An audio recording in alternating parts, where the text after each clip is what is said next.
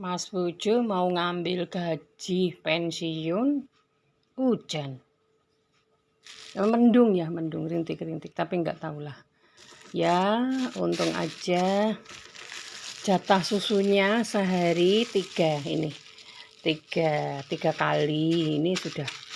Jadi setiap kali aku habis belanja, ini aku packing untuk 1 bulan. Ini masih tak hitung masih banyak ya ini. Jadi aku selalu rajin. Jadi setiap nanti bisa memanage uang, sehubungan dengan uang bisa saya manage.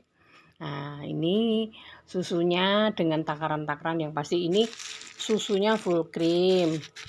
Kopinya sedikit aja, kalau kebanyakan kopi nanti beseran karena kopi itu mengandung antidiuretika. Antidiuretika itu obat untuk biar pipisnya banyak. Nah, ini ku hitung-hitung, waduh masih banyak. Saya selalu menstok. Jadi bahan bakar untuk Mas Bojo tidak pernah terbelengkai. Maksudnya terbengkelai. Jadi selalu ada. Lauknya juga selalu. Saya lebih baik tidak makan lauk daripada suami nggak makan lauk. Gitu. Tapi suami tidak pernah tahu saya makan lauk atau tidak, apa. Itu rahasia istri ya. Tapi saya selalu mengutamakan suami. Karena suami kan biar bagaimanapun juga ngasih jatah duit, itu tanggung jawab istri. Ya lebih baik saya tidak makan pakai lauk, tapi suamiku tetap minum, tetap makan pakai lauk. Karena apa? Wanita itu yang harus memanage uang, membagi uang untuk ini harus bisa gitu. Lebih baik saya puasa daripada suami saya tidak makan. Itu saya. Dan dulu waktu saya masih kere, masih rekoso juga gitu, saya sering puasa. Karena kalau 1 minggu saya bisa puasa paling enggak Senin, Kamis, Jumat, Sabtu, Minggu.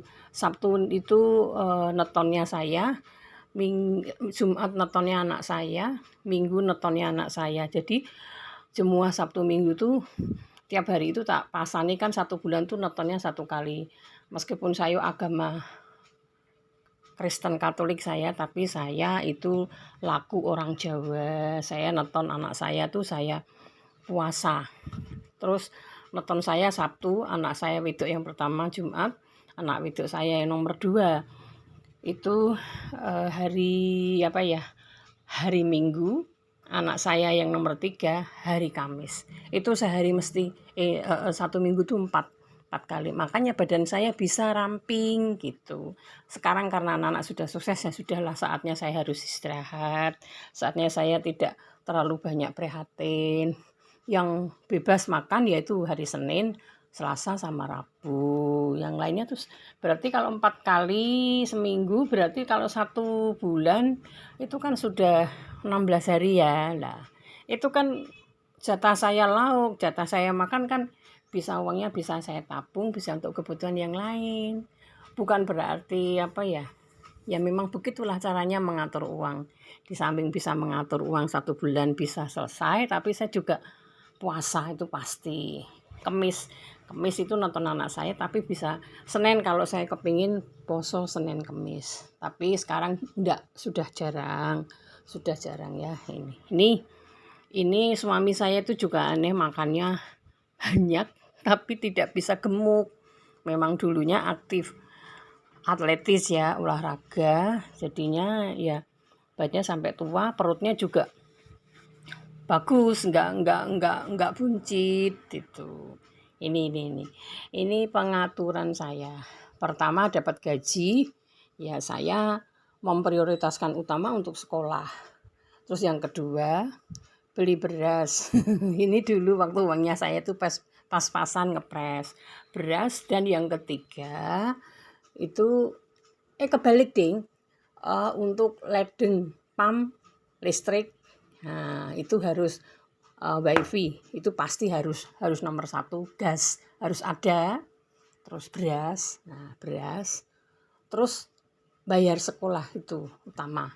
Itu dulu, nanti yang lain-lain itu ada acara untuk happy-happy, ada untuk pesta-pesta, ada acara untuk kapal yang lain itu nomor kesekian.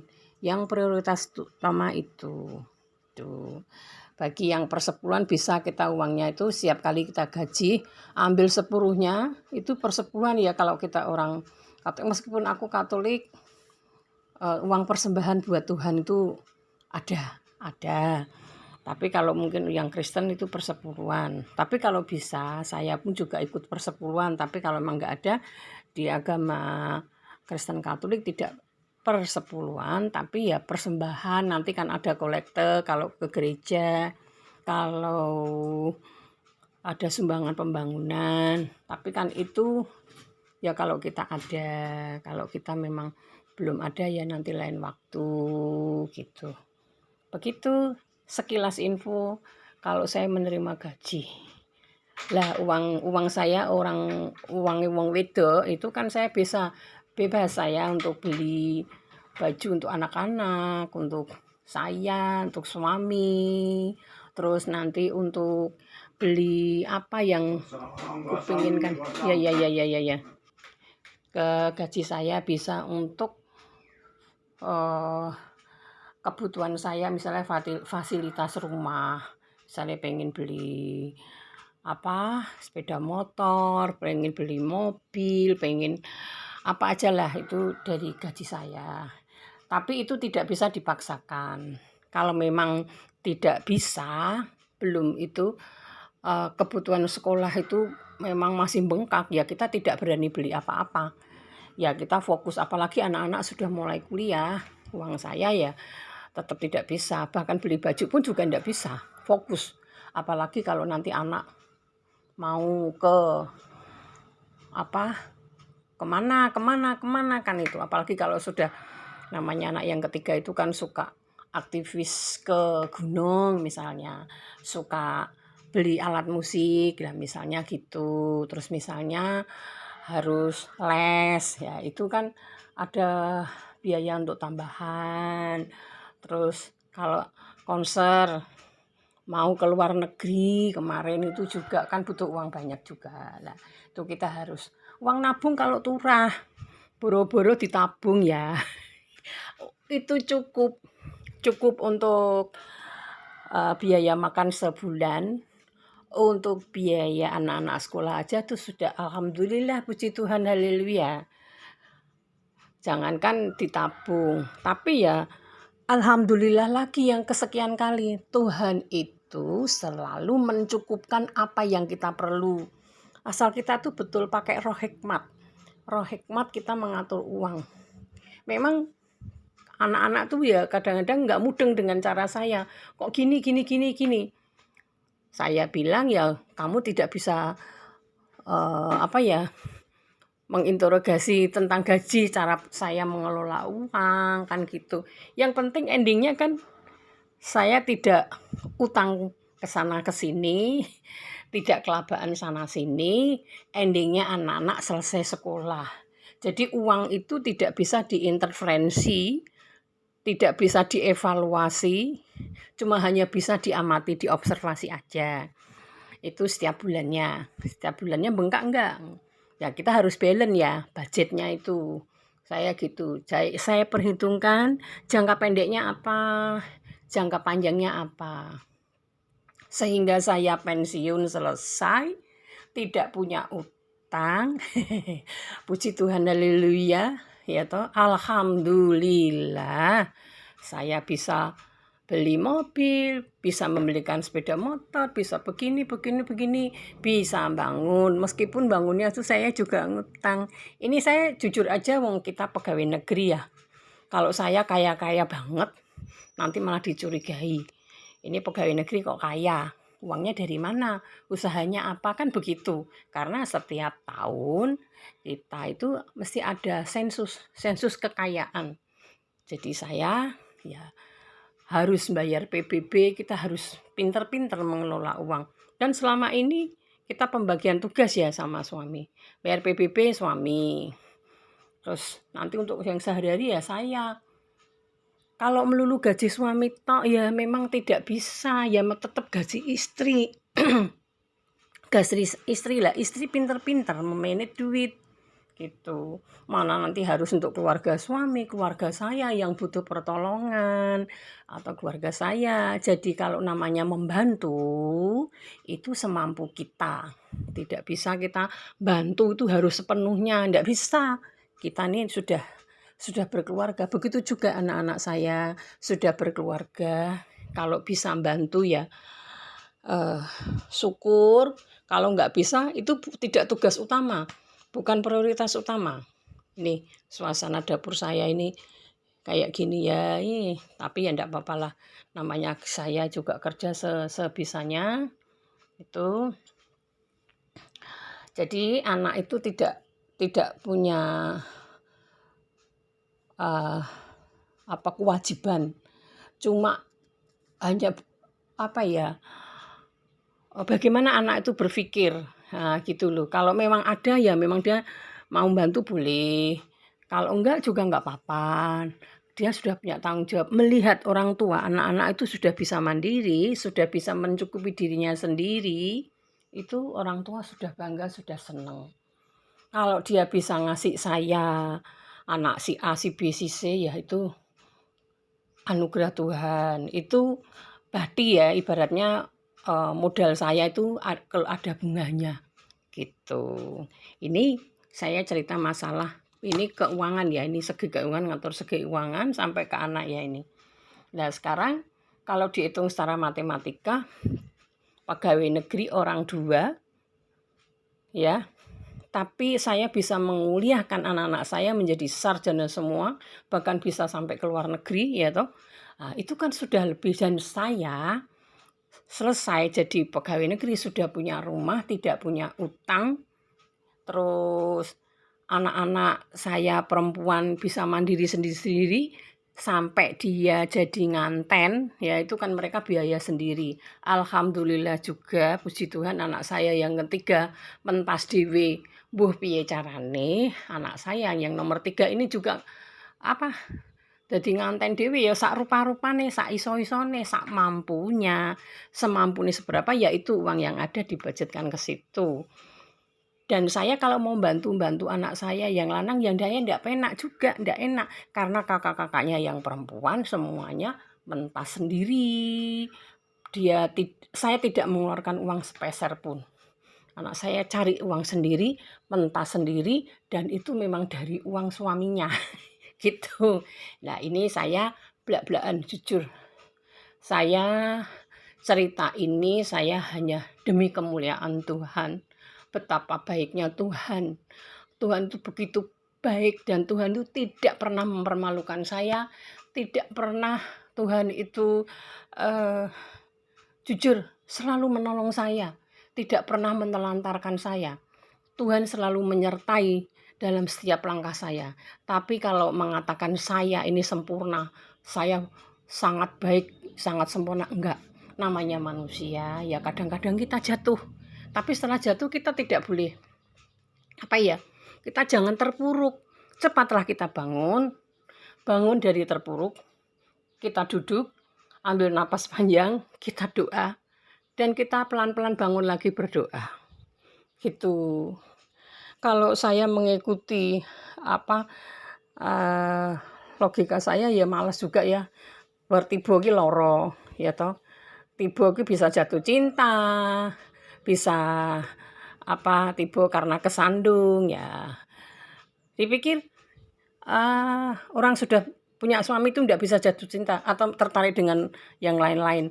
Bisa, tapi kita harus sadar, kembali pulih bahwa kita sudah punya keluarga, kita punya istri. Tidak boleh berlarut-larut. Ya sudah mingti boroso, ya wis goodbye. Goodbye my love. Berarti ini ujian. Nah, Tuhan kan perlu juga menguji saya. Ternyata saya tidak mau jatuh. Nah, piye carane kita berdoa, kembali ingat kepada yang Maha Kuasa yang di atas, mohon pertolongan. Amin. Jadi sejauh saya melangkah sampai akhir tua ini, jangan dipikir bahwa saya itu enak-enak. Waduh, ini penuh perjuangan, penuh tantangan. Jadi kuat-kuatlah kalian semua yang membina rumah tangga yang baru, mengatur uang yang baru. terus apa, banyak godaan, terutama rumah tangga yang baru. Nanti ada fase yang pertama, fase apa ya, dalam itu ujian itu dalam rumah tangga, perjalanan rumah tangga itu kan ada fase-fasenya. Godaan fase yang pertama tuh sampai 7 tahun, itu pasti ada godaan. 7 tahun sampai 15 tahun tuh fase kedua, ada godaan juga.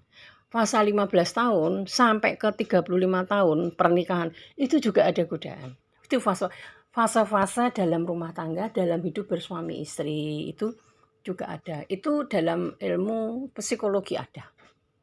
Jadi hati-hatilah kalian yang membina, menjalin rumah tangga yang baru. Tidak ada benar-benar kita tuh murni dalam berumah tangga. Jadi hati-hatilah juga dalam bergaul, hatilah kalian berjalan. Apalagi kalau saya sih namanya hidupnya pegawai negeri ya, kita menyesuaikan juga. Jadi saya juga tidak mulu-mulu.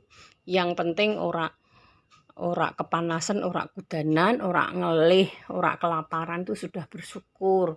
Badan sehat. Kalau sehat badan, kita mau apa-apa tuh masih enak, makan masih enak, mau cari kerjaan samping-sampingan enak. Ini sambil saya kasih ini. Suasana dapur saya yang seperti ini. Nah, tapi nggak apa-apa, yang penting semuanya sudah. Saya tinggal menikmati aja. Menikmati duduk sambil bercocok tanam. Nah, selamat pagi, selamat mendung Ria. Ini di sini mendung. Dimaafin kalau saya tuh cerita belak-belakan apa adanya. Sopo ngerti cerita saya ini bisa menjadi edukasi panjenengan sadoyo, menjadi bahwa yang sengsara urip, yang rekoso urip, bahwa yang berjuang, yang penuh tantangan, penuh cobaan, ujian itu ini saya saksi hidupnya. Jadi tidak kalian.